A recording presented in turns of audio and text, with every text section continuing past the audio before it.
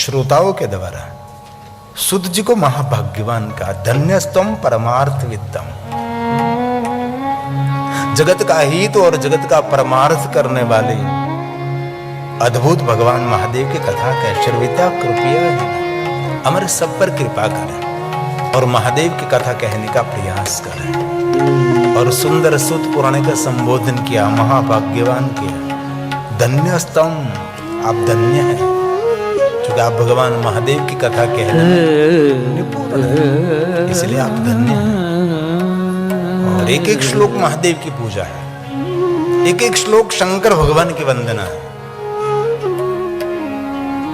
आपकी समझ में आवे ना आवे, लेकिन ये सुनने मात्र से मनुष्य मात्र का मंगल और कल्याण करने वाले सभी श्लोक हैं। पहले भी का कथा एक किताब है, यहाँ 3 घंटे बैठना वो सबसे बड़ी तपस्या है। इस सबसे बड़ी हम किसके नाम से बैठे? भगवान महादेव के नाम से। सभी बात सबको सुनने में समझ में नहीं भी आ सकती, लेकिन श्रवण मात्रता, कथा सुनने मात्र से मनुष्य मात्र का कल्याण करता है। कल्याण करने वाले भगवान की कथा, इसलिए भाव से और आदर के साथ सूत सूत महाभाग, हे महाभाग्यवान, हे महाभाग्यवान। और कोई भी भगवान महादेव की कथा सुन रहा है वो महाभाग्यवान है। और भगवान महादेव की कथा पुण्य नहीं देती, महादेव की कथा महापुण्य देती है। और भगवान महादेव की कथा अद्भुत नहीं, महाअद्भुताम कथा, महाअद्भुत कथा। श्रवण करने मात्र से मनुष्य मात्र की कामना और मनोकामना पूर्ण करने वाले भगवान महादेव की कथा है। लेकिन धैर्य रखना पड़ता है, अवसर का इंतजार करना पड़ता है। आज हमने धरती में बीज बोया और तुरंत अंकुर नहीं निकलता है, अंकुर निकलने में थोड़ा समय लगता है, थोड़ा जल सिंचन करना पड़ता है, इसलिए जीवन में थोड़ा धैर्य रखना पड़ता है। अवसर आने पर सब कुछ होता है। मेरे बहुत समय का मेरा अनुभव, और आज मैं गौरव करता हूं कि आपके समक्ष जो भगवान महादेव की कथा में प्रारंभ करने जा रहा हूं, ये मेरे 810वीं कथा है। एक कथा 9 दिन की रहती है। एक कथा क्रम बढ़ने में बहुत समय लग जाता है, जीवन निकल जाता है, तब कथा क्रम बढ़ता है। 9 दिन पूरा होने के बाद एक क्रम बढ़ता है। इसलिए आज 810 और 8 और 1 को एकत्र करें तो पूर्णांक हो जाएगा 9। बहुत हृदय के साथ आपके साथ महादेव के बारे में मैं बहुत कुछ कहने का प्रयास करूं। सूत सूत महाभाग, धन्यस्त्वं परमार्थवित, अद्भुतेयं कथां दिव्या श्राविता कृपया नः, श्राविता कृपया नः। कथा सुनकर आप जाएंगे तो आपको कोई पूछेगा कथा से क्या मिलेगा, तो यहां शब्द दिया, कथा दिव्यता देती है। और जिनके जीवन में दिव्यता आ गई उनके जीवन में भव्यता रहती है। जीवन की भव्यता जरूर संसार के व्यक्ति मानता है कि सुविधा नहीं, जीवन का मूल आनंद ये जीवन की भव्यता है। जिनके जीवन में दिव्यता आई उनके जीवन में भव्यता का प्रारंभ रहता है। इसलिए भगवान की कथा हमारे जीवन में दिव्यता देती है, दीर्घ दृष्टि देती है, दिव्य दृष्टि प्रदान करती है। कथा में से बहुत कुछ मिलता है।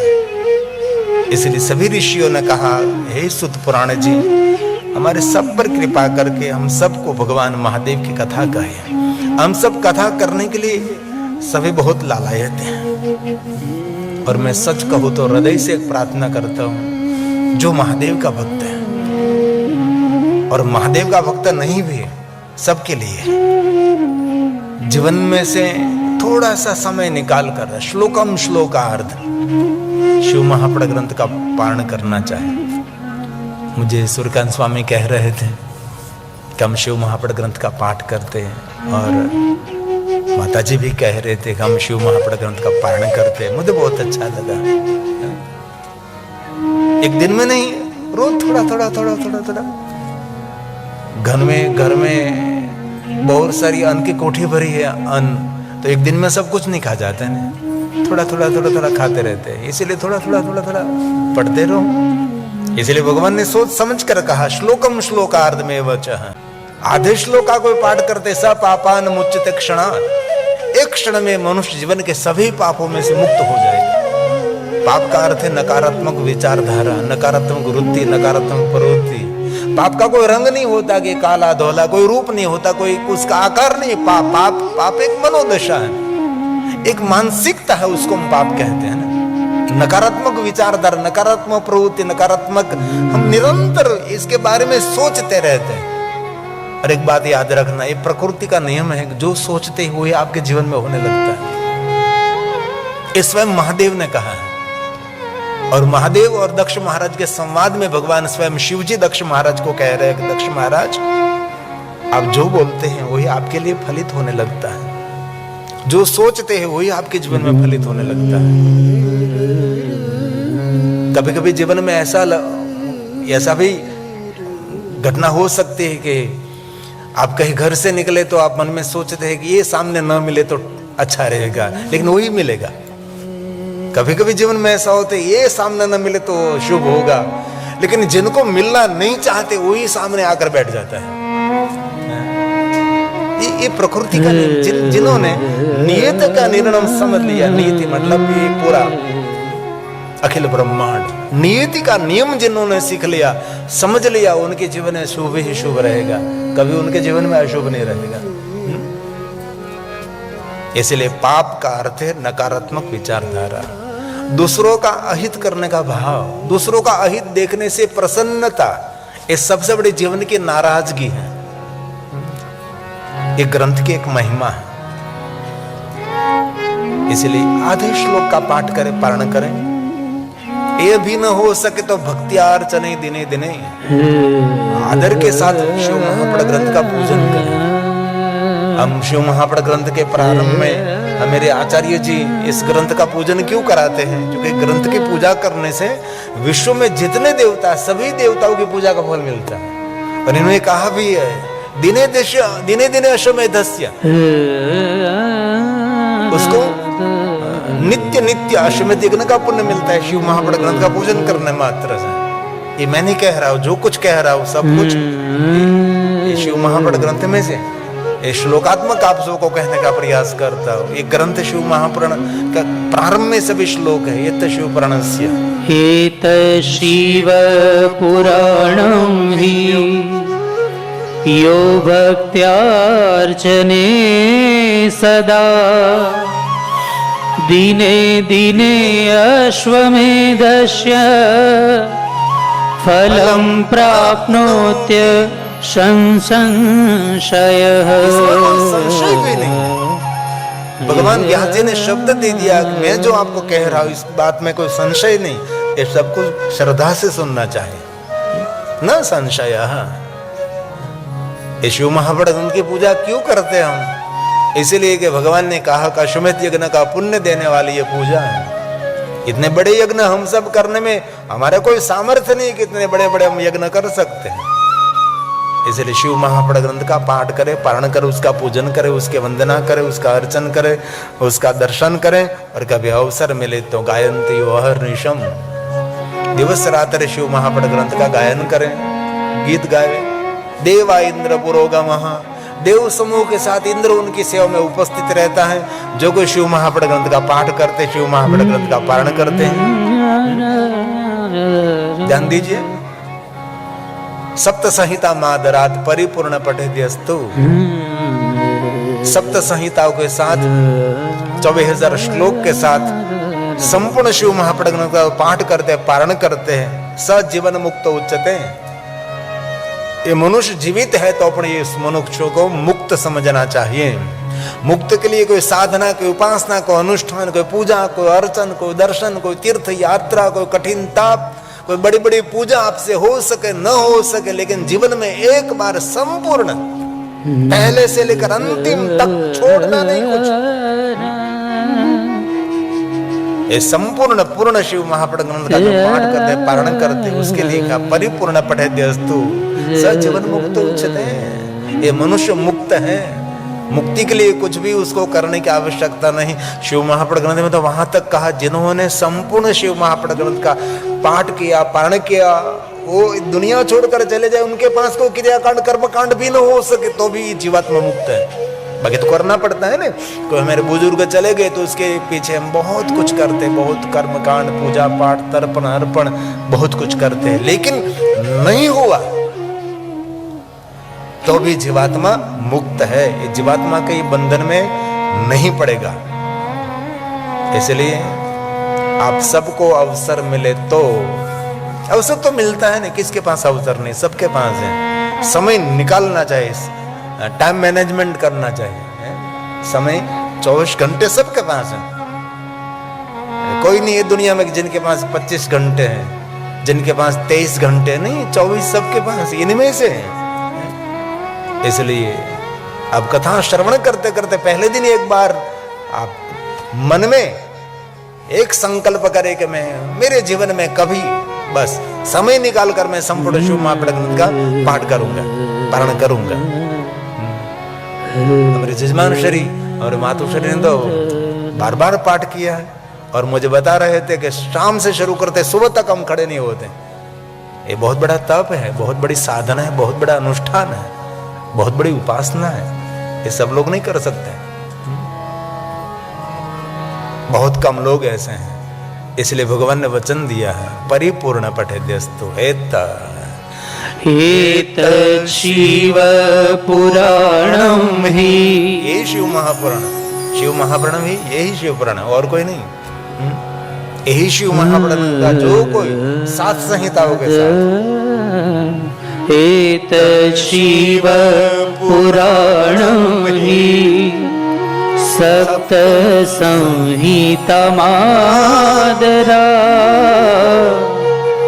परिपूर्ण पठेद्यस्तु सजीवन मुक्त उच्यते। सजीवन मुक्त उच्यते। ये मनुष्य जीवित है तो अपन उसको मुक्त मानना चाहिए। एक मिनट के लिए मंगल भवन मंगलहारी उमा सहित जही जपत पुरारी।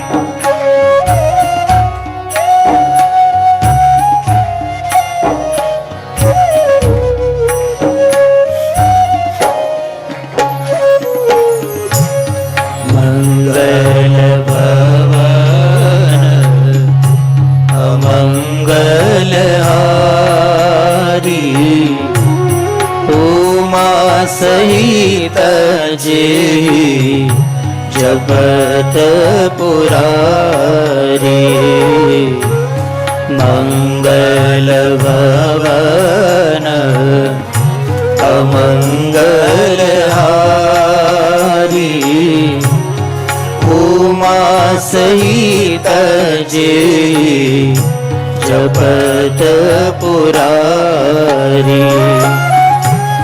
ओम नमो नारायण नारायण। ओम नमो नारायण नारायण। ओम नमो नारायण नारायण।